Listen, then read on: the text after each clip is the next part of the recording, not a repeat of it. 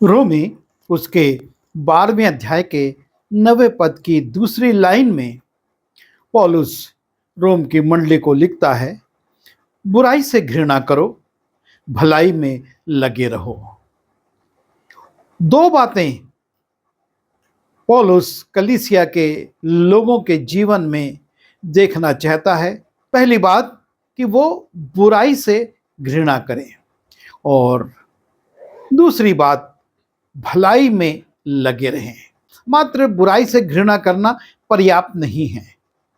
ऐसे बहुत लोग हैं संसार में जो कि बुराई से अलग रहते हैं और ये देखें कि हम कहाँ, कब, किसकी कैसे भलाई कर सकते हैं। तो सबसे पहली बात है कि बुराई से घृणा करें, सिर्फ उससे दूर ना रहें, बुराई से बचे ना। लेकिन घृणा एक ऐसा शब्द है जिससे यह प्रकट होता है कि उससे हमको बहुत दूर रहना है, उससे हमको बहुत बचना है। जब हम नीति वचन उसके 6वें अध्याय के 18वें पद में जाते हैं और उसकी दूसरी लाइन में लिखा है कि परमेश्वर कुछ बातें हैं जिनसे घृणा करता है, और उनमें से एक बात है बुराई करने को वेग दौड़ने वाले पांव। परमेश्वर ऐसे लोगों से घृणा करता है जो बुराई करने के लिए तेजी से जाते हैं। जब हम दानियल भविष्यवक्ता की पुस्तक को पढ़ते हैं और उससे प्रतिस्पर्धा करने वाले लोग जब देखते हैं कि हम दानियल को किसी रीति से संसारिक बातों से पराजित नहीं कर सकते, तो वो सोचते हैं कि अब हम इसे आत्मिक बात में फंसाएंगे, और राजा से ये नियम निकलवाते हैं कि कोई 1 माह तक राजा के सिवाय किसी और से प्रार्थना नहीं कर सकता, क्योंकि वो जानते थे कि दानियल दिन में 3 बार यरूशलेम की ओर खिड़की खोलकर प्रार्थना करता है।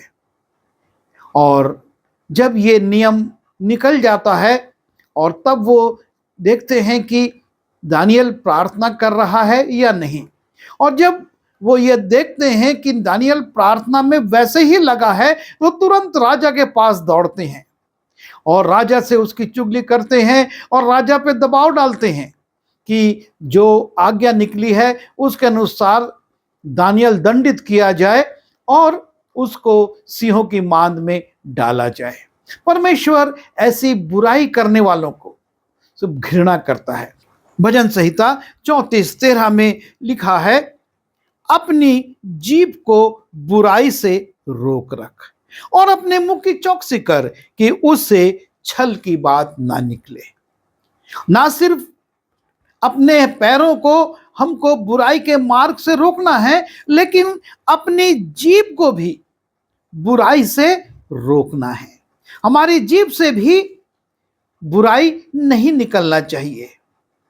बहुत से लोग हैं जो कि बैठे बैठे सिर्फ एक दूसरे की आलोचना करते, उनकी मीन मेख निकालते, उनके ऊपर दोष लगाते हैं, और ये कार्य स्वर्ग में इब्लीस भी करता है कि वो परमेश्वर के लोगों पर रात दिन दोष लगाता रहता है।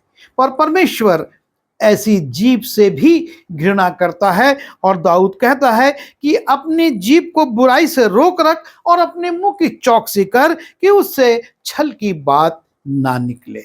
हमको अपनी जीभ को गलत बात बोलने से, गलत बातों के उच्चारण से रोकना है। मत्ती रचित सुसमाचार उसके 12वें अध्याय के 35वें पद में लिखा है, भला मनुष्य मन के भले भंडार से भली बातें निकालता है और बुरा मनुष्य बुरे भंडार से बुरी बातें निकालता है। अर्थात हमारा मन जो है उसमें भी बुराइयां भरी हुई है, वो बुराइयों का भंडार बन जाता है।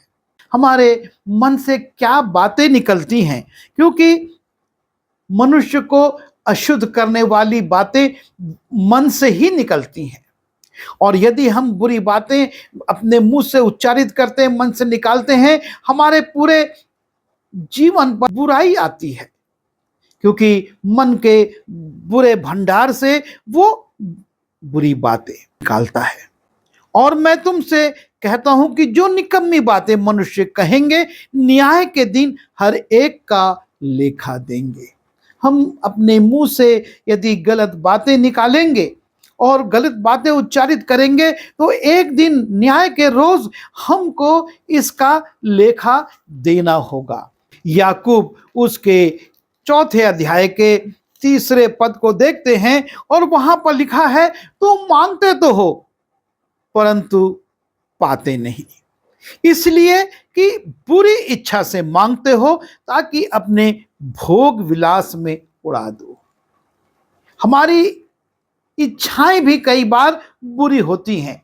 परमेश्वर ये चाहता है कि हम बुराई से घृणा करें और हम इस बात को अपने मन में देखें कि हमारे मुंह से, हमारे मन में, हमारी इच्छाओं में बुराई ना हो, लेकिन हम अच्छी बातें, सही बातें जो परमेश्वर की दृष्टि में सही हैं, उसको करने वाले हों। जब हम 2 यूहन्ना उसके 9 और 10वें पद को देखते हैं, जो कोई आगे बढ़ जाता है और मसीह की शिक्षा में बना नहीं रहता, उसके पास ईश्वर नहीं। जो कोई उसकी शिक्षा में स्थिर रहता है, उसके पास पिता भी है और पुत्र भी। यदि कोई तुम्हारे पास आए और यही शिक्षा ना दे, तो उसे ना घर में आने दो और ना नमस्कार करो, क्योंकि जो कोई ऐसे जन को नमस्कार करता, वो उसके बुरे कामों में साझी होता है। जो दुष्ट लोग हैं, जो बुरे लोग हैं, उनके लिए वो सावधान करता है कि उनको ना तो अपने घर में आने दो और ना उनको नमस्कार भी करो। ऐसे बुरे लोगों से बचना है, हमको उनसे दूर रहना है। और जब हम 1 थिस्सलुनी उसके 5वें अध्याय के 22वें पद को देखते हैं, सब प्रकार की बुराई से बचे रहो। हर प्रकार की, परमेश्वर ये चाहता है कि हम हर एक प्रकार की बुराई से बचे रहें, और इन बुराइयों से बचने की शक्ति हम अपने आप अर्जित नहीं कर सकते। जब हम गलाती उसके 1 अध्याय के 3 और 4 पद को देखते हैं, इन बुराइयों से अलग रहने की शक्ति केवल हमको एक देता है, और वो है हमारा प्रभु यीशु मसीह। परमेश्वर पिता और हमारे प्रभु यीशु मसीह की ओर से तुम्हें अनुग्रह और शांति मिलती रहे। उसने अपने आप को हमारे पापों के लिए दे दिया, ताकि हमारे परमेश्वर पिता की इच्छा के अनुसार हमें इस वर्तमान बुरे युग से छुड़ाए। इन तमाम बुराइयों से, जिसको कि गलाती में पौलुस कहता है कि ये बुरा युग है, इससे बचने की शक्ति यदि कोई दे सकता है तो वो हमारा प्रभु यीशु मसीह है। और इसलिए हम प्रभु यीशु मसीह से सामर्थ को पाकर बुराई से अलग रहें, बुराई से घृणा करें। पौलुस यही कहता है कि बुराई से घृणा करो।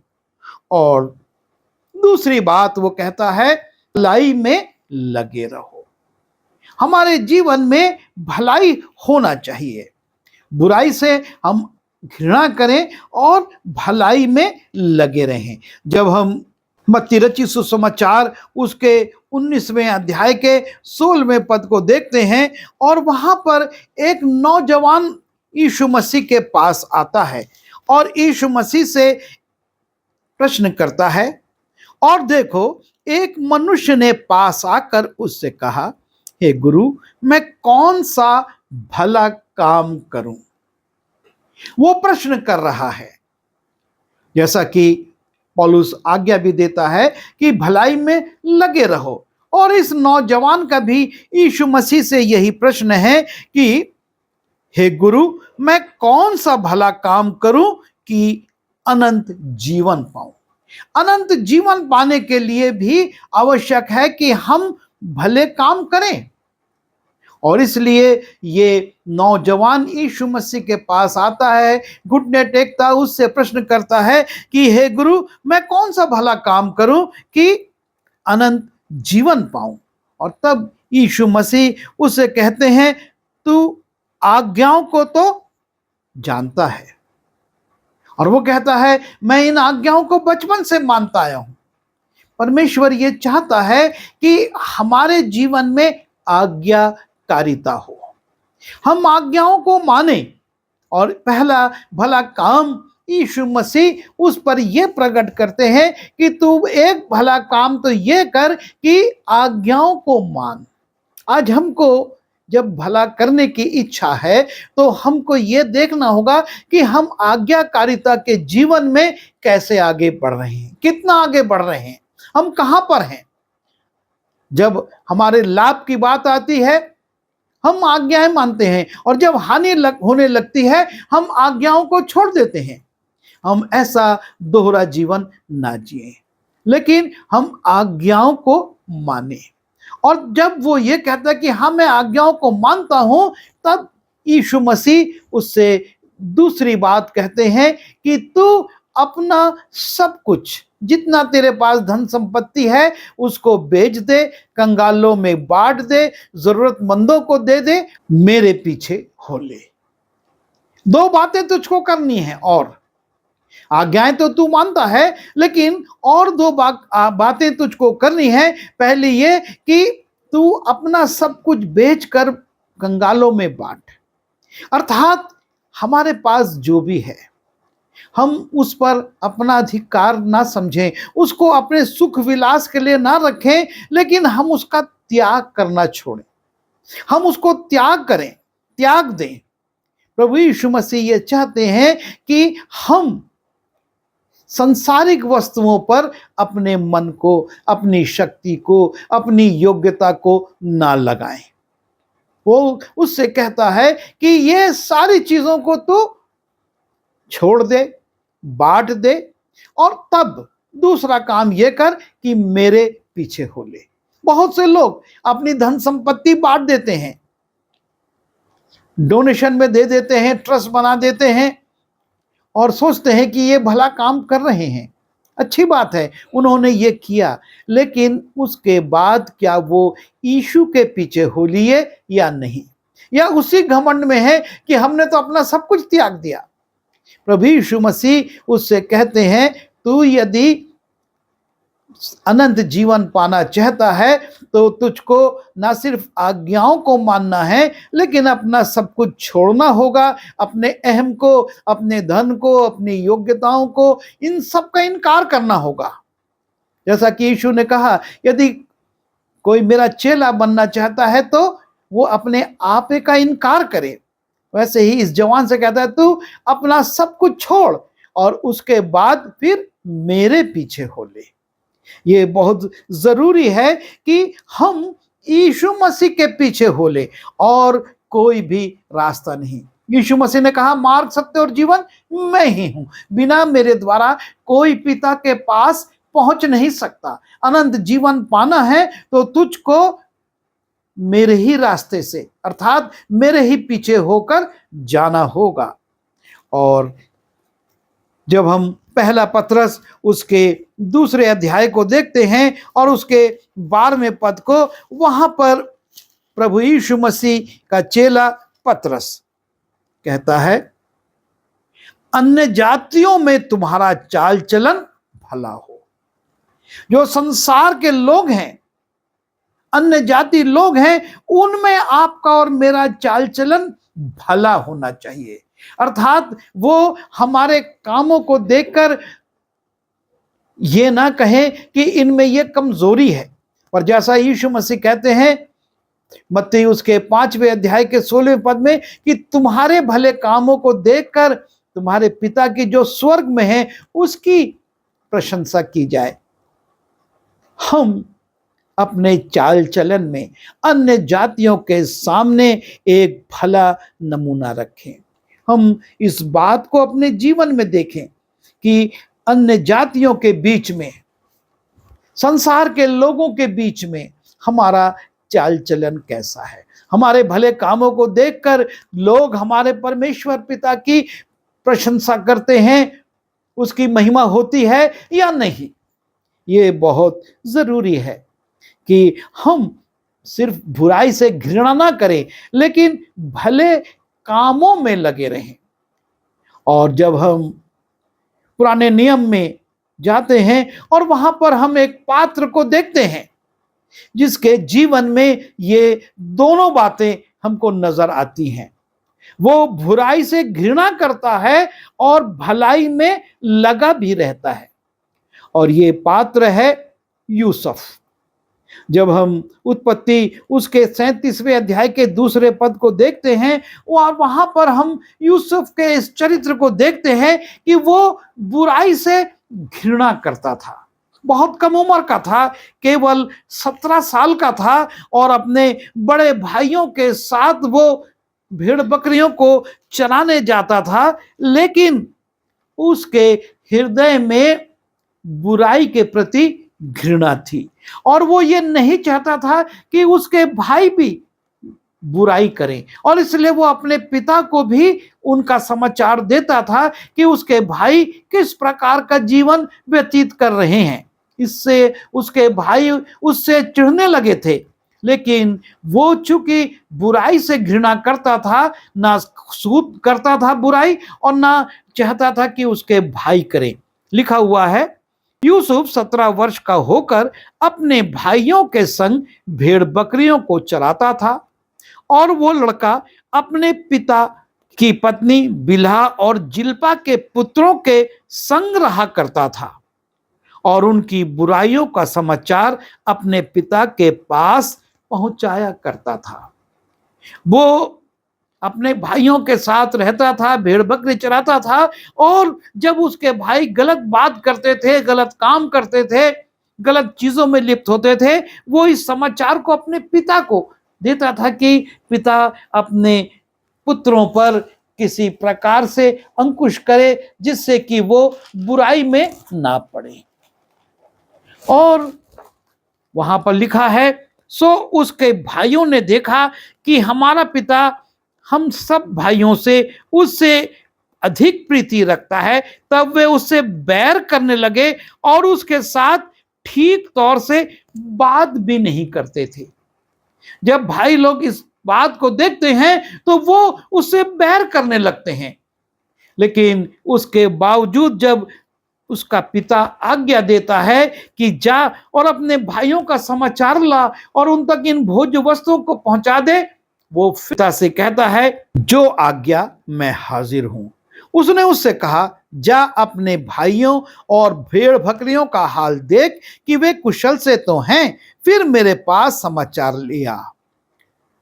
और इस प्रकार से वो अपने उन भाइयों के पास जो उससे ठीक से बात भी नहीं करते थे, उनके पास भोज्य वस्तुओं को लेकर जाता है, और जब वो हेब्रोन में उसको नहीं मिलते हैं तो वो उनको ढूंढता हुआ दोतान तक जाता है, और दोतान में उनको पाकर वो भोज्य वस्तुएं उनको देता है। उसके भाई उसके साथ बुराई करते हैं, इश्माइलियों के हाथ उसको बेच देते हैं, और 17 साल का ये जवान 13 साल तक मिस्र में रहकर दुख उठाता है, पीड़ा सहता है, पोतीपर के घर बेच दिया जाता है, और फिर हम उसके उसी चरित्र को देखते हैं कि वो बुराई से घृणा करता है। जब हम 39वें अध्याय में जाते हैं, वहां पर हम देखते हैं कि पोतीपर की स्त्री यूसुफ से चाहती है कि व्यभिचार करे, लेकिन